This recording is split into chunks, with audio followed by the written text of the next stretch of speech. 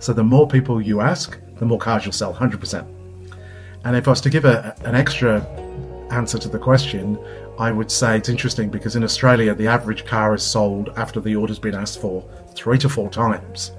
So we not only need to ask everybody, but we also need to be persistent with how we ask and ask multiple times.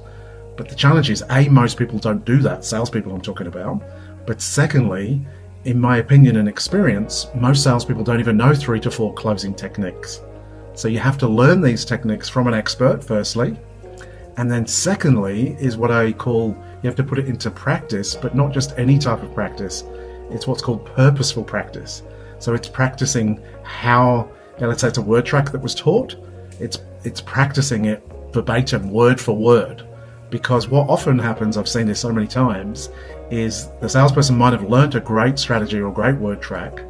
They go to use it, but because they're not confident, and why would they be? It's the first time they're using it.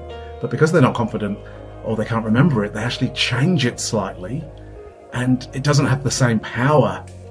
And they don't get the outcome. It's a completely different outcome. So they go, this doesn't work, and they never use it again. So classic example would be, you know the difference between open and closed questions, yes? Now, if a salesperson said to a customer, if they said right at the closing part of the sale, they said, Mr. Jones, can you be flexible on the price that you're offering? Let's say the customer's made an offer on the vehicle or a changeover figure, and they say, can you be flexible with that? What's the customer going to say?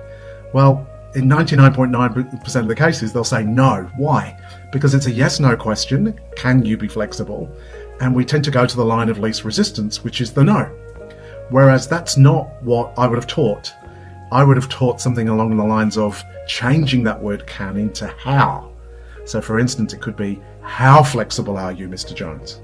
Or if you've given them a figure and they've given you another offer, Mr. Jones, how close to this figure can you get? So now it's not a question of can Mr. Jones do it or not. It's a question of how flexible is he?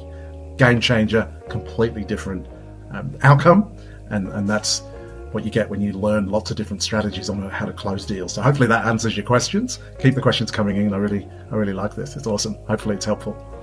Whilst we're doing this Improved Dealership Performance series, I highly encourage you to ask a lot of questions. If you simply put #AskAdrian in the comments below,